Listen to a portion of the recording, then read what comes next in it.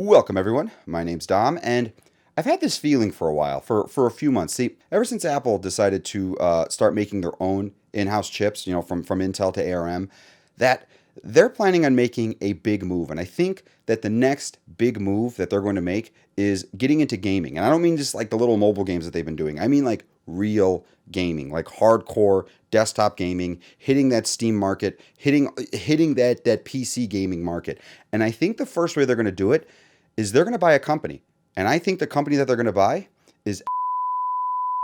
Let's get into it.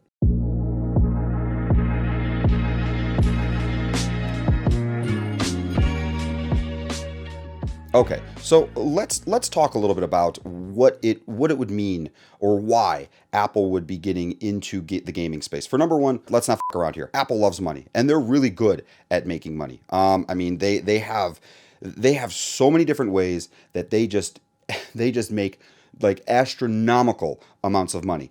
And I think that the gaming space, being a multi-billion-dollar industry, is like the next logical major step for them to take. And I think the quickest and easiest and most like financially, what's what I'm looking for, like financially viable way for them to get into the gaming space is to buy a big gaming company. Now, when you look at all the gaming companies together, and you look at you look at it, as a package, and you kind of think to yourself, like, which one would make you the most profit? Which one would give you, the quickest and largest library of games to be able to deliver to the market? And my theory is Epic.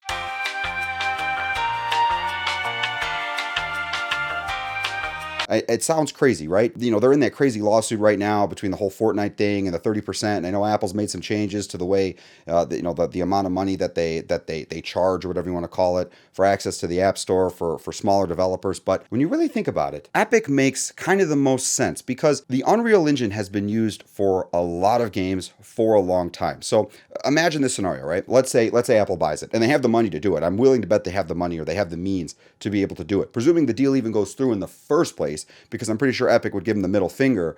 But let's just talk the theory out, right? Let's say Apple buys Epic.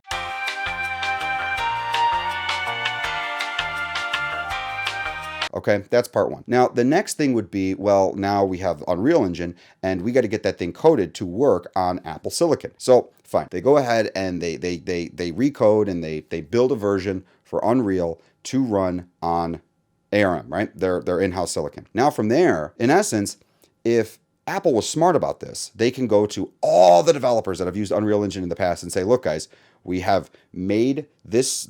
You can now, use Unreal. You can load your game up in there and then recompile it, rebuild it for Mac. So if it was that simple, and now suddenly you have access, like as a company, you could be small, you could be large, but now as a company, you have access to like a huge install base of MacBooks and iMacs. Not right now, right? Because I only have like the MacBook, the 13-inch MacBook Pro and the MacBook Air. But give it enough time with iMacs, Mac Pros, and all the MacBooks, if they were to do that, and the performance was awesome. Well, I mean, now any MacBook, any iMac can become a gaming computer, which it sounds crazy, but with how efficient and how well Apple has done with these ARM chips, like imagine it, right? Imagine just one laptop that does it all. And that's something that Apple's been going for a long time. One desktop that does it all. That's slim, that's light, that doesn't use a lot of power. And it can also just kill games. Give them some time. Give them some time. And it might not be Epic. I sound crazy.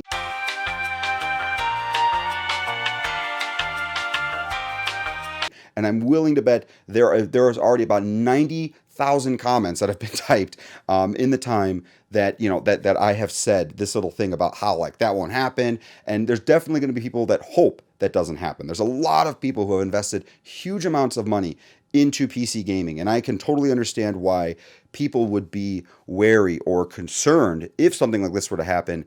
Like, would Apple make it proprietary and make it so Unreal can't run on PC? I don't think they would, because they'd still want to tap that. They'd still want a chunk of that money, but that would be like the first path that I would think they would go.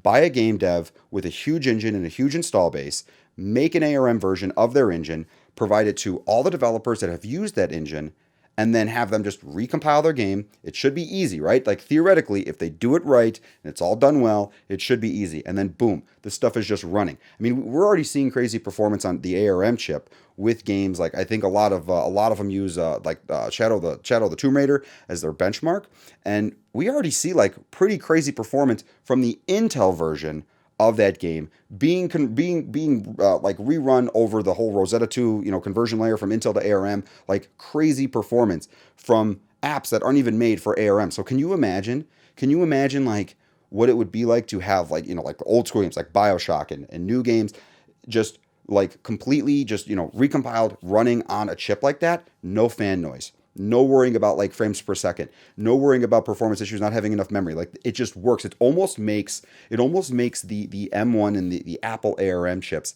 console like in a sense, because if the Unreal Engine knows exactly how to compile a particular game for a particular processor within Apple's lineup, like the optimizations are just done. They're built in, and it's going to work the same way on all the devices for the most part. I mean, I'm sure there's a lot more technical stuff involved, but just the concept alone kind of excites me, because can you imagine a future 2, 3, 4, 5 years out, right, where you can play AAA games on a laptop the size of a MacBook Air? Think about that. Think about that for a second. A literal, like, it fits in an envelope, and you can play whatever, right? You could play like Cyberpunk with with all of its bugs, or hopefully by then non-bugs, full resolution, full specs, full everything, and get 60 frames, maybe even more if they add ProMotion to all their devices. 120, and it's built into any MacBook you buy. And year to year, you get to maintain backwards compatibility. So because ARM is ARM, and if Apple sticks to that route, then everything that's compiled should work on previous things. I mean, that's what we see with apps in the App Store. I mean, there was that point where they switched from 32-bit, 64-bit, and of course there's like operating system compatibility stuff. But outside of that, theoretically, there's nothing to inhibit this from like kind of unifying the PC gaming and the console gaming, like the advantages to both, and that just really excites me. Now, and a lot of people might think, I've heard some of my friends say, well, like the gamer laptops are cool, and like customizing and tinkering with your PC is like part of the hobby, it's part of the fun, and absolutely, and that market I think will continue to exist for those who want it. But for the ones who want just to be able to just break out a game on their computer and start playing whenever they want, this market here, I think is like, this is the way to penetrate that market, and I think it'll do really well, especially when you add things like AirPlay, right? Like imagine, okay, so now you're playing on your MacBook, right? And then now you can just use AirPlay, and you can send the game wirelessly to an Apple TV or whatever, and now you're playing on the TV. You have a controller, and it acts just like a game console. But again, now you can just unplug it, and you're on to go. It's literally like it's, I don't know. I keep doing this with my fingers because that's the only gesture I could think of that kind of represents the scale of what it is that I'm talking about. And I really think it's going to happen, and I think it's going to happen in the next couple of years.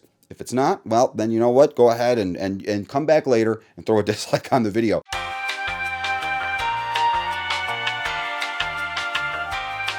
But if I'm right, the potential really excites me, because just the ease of being able to just boot up a game and go, oh man, and no fans, no having to worry about like settings and fan curves, all that stuff like that. I mean, the whole concept of just trouble-free PC gaming, desktop gaming, whatever you want to call it, it's exciting. It's exciting. And you know what? If you know what I'm talking, if you're excited by that idea, definitely let me know down in the comments below and throw a like on this video.